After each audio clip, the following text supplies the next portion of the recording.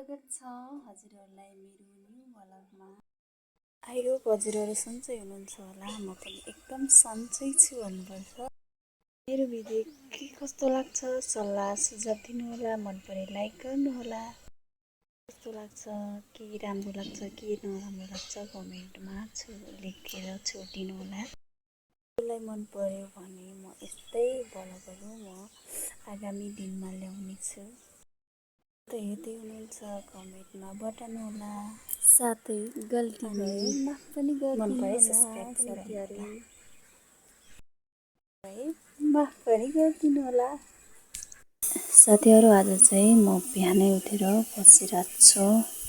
अहिले चाहिँ बिहानको 4:30 गएको छ। सदा चाहिँ आफ्नो काममा बिहान लागिहाल्नुपर्छ, लाग्नु परिहाल्यो नि। अब कोही छैन गर्नुलाई, आफूले गर्नु त परिहाल्यो। माइतमा भइसि त कसले के भन्छ र, के नै हुने हो र भनेर मजाले सुतिन्थ्यो होला।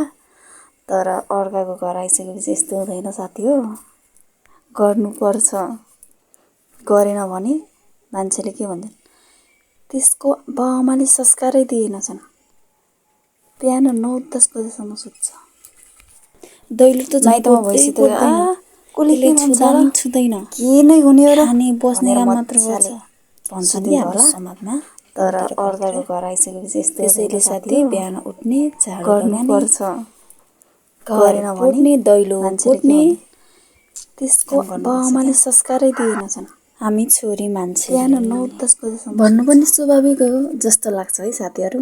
अब गर्नु त हाम्रो के काम छ र, अब घरमा बस्ने त्यही त हो, झाडु लगाउने गर्ने काम त गर्नु पर्यो क्यारे, खानको लागि भए पनि। तै पनि मैले मेरो विचार राखेको साथीहरू, हजुरहरूलाई कस्तो लाग्छ, हजुरको विचार के हुन्छ है, त्यो अब त सबको आफ्नो हो, विचार हो त्यो त। प्राय मैले देखे हुन्छु कि त्यस्तै हुन्छ नि त। बिहा गरेर गइसकेपछि पढाइ घरमा त्यस्तै हुन्छ, सबैले कुरा सुनाउँछन्। अब के सासु ससुरा अब छेउमा बुहारीको छेउमा नभने नि बाहिर भन्छन् क्या। तैपनि मेरो त सासु ससुरा कोही पनि हुनुहुन्न। अब मलाई त भन्ने मान्छे पनि कोही हुनुहुन्न। तर पनि मैले त्यतिकै सोचेर आफै भनिरहेको छु। अब त्यस्तो सोच्नु त राम्रो होइन। तैपनि के साथीहरू, अब मेरो छेउमा नभने पनि मेरो सासु ससुरा नभए पनि त नि, अब त्यसको सासु ससुरा छैन, यस्तो छ उस्तै छ, अब फलानीकी बुहारी यस्तै छ, फलानीकी छोरी यस्तै छ, फलानी यहाँदेखि आगे यस्तै छ भनेर त सायद कुरा गर्छन् होला नि। किन नगर्ने है। अब समाजको कामै त्यही कुरा गर्ने हो। अर्को दोस्राका कुरा गरेर, दोस्राका कुरा काटेर त हुनु नि त टाइमै उनीहरूको त पर्दैन, टाइमै गएको जस्तो लाग्दैन उनीहरूलाई त।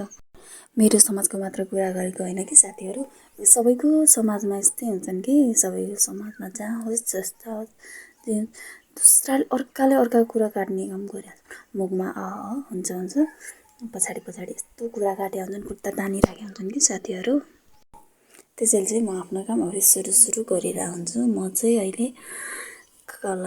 झाडु लगाएर घर झाडु लगाएर म चाहिँ फुल लिन जाँदैछु साथीहरू। यहाँ देख्न सक्नुहुन्छ, यहाँ चाहिँ आन्टीको घर हो। यो अर्को आन्टीको घर।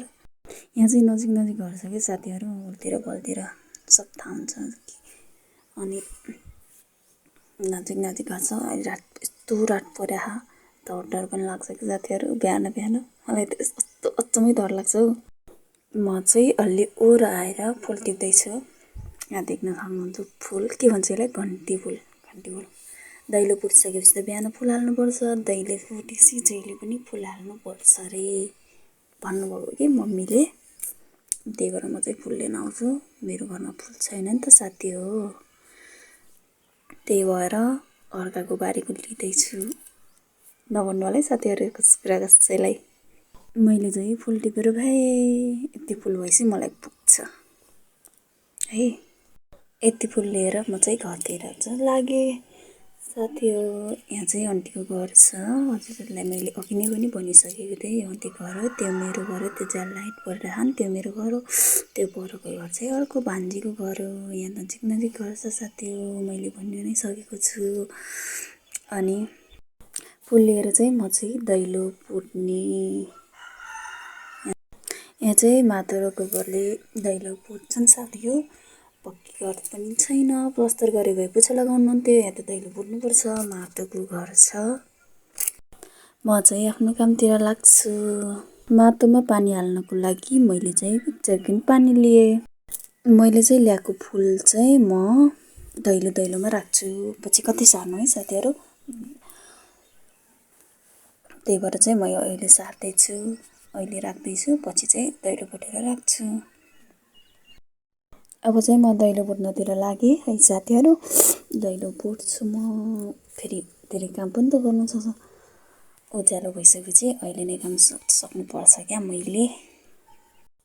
फेरि यस्तो भन्दा चाहिँ धेरै काम गर्ने रहेछ नभन्नु होला साथीहरू। म चाहिँ काम गर्दिनँ नि, बिहान मात्र।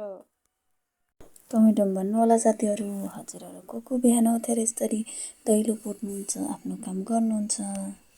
कमेन्टमा भन्नुहोस् मलाई नि, को गर्नुहुने रहेछ, मैले पनि त बुझ्नु पऱ्यो नि। जुन मैले फुल लिएको थिएँ म चाहिँ यहाँ हाल्दैछु।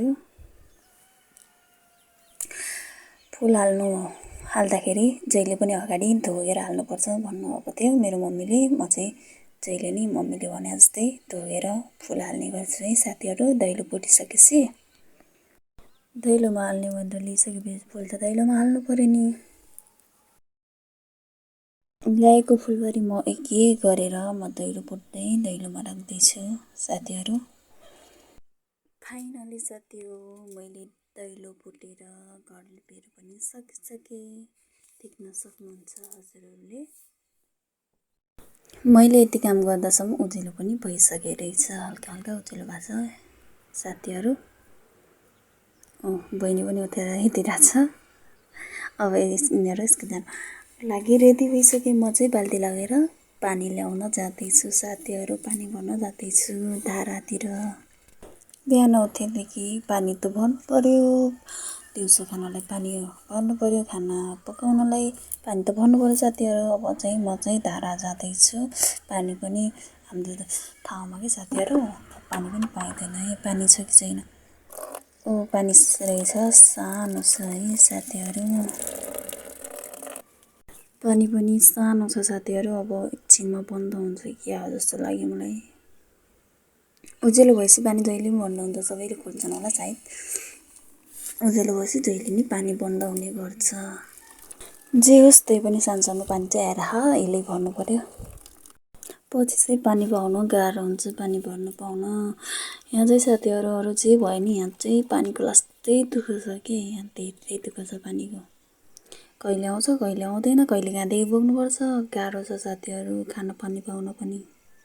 के छैन, त्यही पानीले पनि काम चल्छ। म चाहिँ नुहाउनलाई रेडी भएछु, नुहाउन जाँदैछु साथीहरू। नुहाउनु त पऱ्यो। म चाहिँ ब्रस गर्दैछु साथीहरू, ब्रस गरेर नुहाउनु पर्छ। अब नुहाउनु भनेको साथी हो, ब्रस गर्दा गर्दा पानी नै सकिएछ। अब चाहिँ पानी ल्याउन फेरि कहाँ जानुपर्छ। पानी लिएर म अर्को धारा गएको छु पर, देख्न सक्नुहुन्छ हजुरहरूले। यहाँ पनि पानी कस्तो सानो आएको साथी हो। म त यस्तो रुन मन लाग्दैछ कि रुन। मान्छेको यति धेरै काम छ, रुन मन लाग्छ। फेरि नुहाउनु छ आफूलाई, पानी पनि कति सानो। म चाहिँ नुहाउन भनेर तल कतौरा लिँदै जाँदैछु साथीहरू। नजिक घर भएपछि यही फाइदा हो क्या, जे माग पाइन्छ, जे दिन पनि पाइयो, लिन पनि पाइयो। लिन सक्नुहुन्छ। म चाहिँ नुहाउने छु, नुहाउनलाई रेडी। पानी कति सानो छ, थोरै गरेर नुहाउनुपर्छ। पानी नभएपछि यस्तै हो साथी हो, पानीको महत्त्व कति धेरै छ यहाँ। पानी नभएपछि यस्तै हो साथी हो, पानी पाइँदैन, त्यति साह्रो पानी पाइँदैन। अब त झन् गर्मी लागिसक्यो है, खदेरी ल्याउन लागिसक्यो, पानी पनि त्यति पाइँदैन। त्यही भएर म अलिअलि गरेर कपाल धुँदैछु। कपाल धोएर अब घर गएर बाल्टीमा पानी भरेर घरमा चाहिँ नुहाउनु पर्छ। फेरि आज धारामा चाहिँ कस्तो लाइन लाग्छ, उज्यालो भइहाल्यो पछाडिदेखि। पानी खै मलाई भन्न दियो भन्ने लाग्नुभएको थियो। मैले भने खाना पकाउनु छ, म पहिले पानी भर्छु पछि हजुर पछि गर्नु होला भने मैले टाउको धुँदासम्म बल्ल तल्ल 3वटा बाद जर्किन भर्यो। त्यसपछि म जर्किन लिएर घर आउँछु साथी। हजुर विश्वासै गर्न सक्नुहुन्न होला कि मैले यति थोरै पानीले टाउको धोएको कि। पानी नभएपछि के गर्नु है, पानी नभएपछि टाउको धुनु पऱ्यो। धुन त मन लाग्छ, नधुम भने नि भएन। फाइनली म नुहाएर पनि आइसकेको छु। यति उज्यालो भइसकेको छ, बादल पनि लाहा पछाडि यस्तो हेर्न सक्नुहुन्छ आकाश कस्तो छ हजुरहरूले। कालो न निलो पानी पर्छ कि जस्तो भइरहेछ। चिसो चिसो पनि छ, गर्मी त्यति छैन साथी हो। हजुरहरूकोतिर कस्तो छ मौसम के कस्तो छ बताइदिनु होला। म चाहिँ नुहाएर अब अगरबत्ती बाल्छु। बाल्नु पर्छ, नुहाएर बाल्ने, अरू त किन बाल्ने र अरू दिन त है, नुहाएर ननुहाई बाल्नु हुँदैन रे। नुहाएर बाल्दैछु, हजुरहरू हेर्न सक्नुहुन्छ। हजुरहरूलाई यो भिडियो के कस्तो लाग्यो कहाँदेखि हेर्दै हुनुहुन्छ, कुन ठाउँदेखि हेर्दै हुनुहुन्छ हजुरले मलाई कमेन्टमा भन्न सक्नुहुनेछ। एकदमै घाम लागेको छ। भिडियो कस्तो बनेको छ, के भएछ, सल्लाह सुझाव केही गल्ती भएपछि माफ गरिदिनु होला। केही गल्ती भएछ भने कमेन्टमा छुट्टिनु होला हजुरहरूले। फेरि गाली चाहिँ नगरिदिनु होला साथीहरू। हस् बाई बाई। बाँकी भिडियो चाहिँ अर्को भिडियोमा साथीहरू, त्यति बेलासम्म हस् बाई बाई।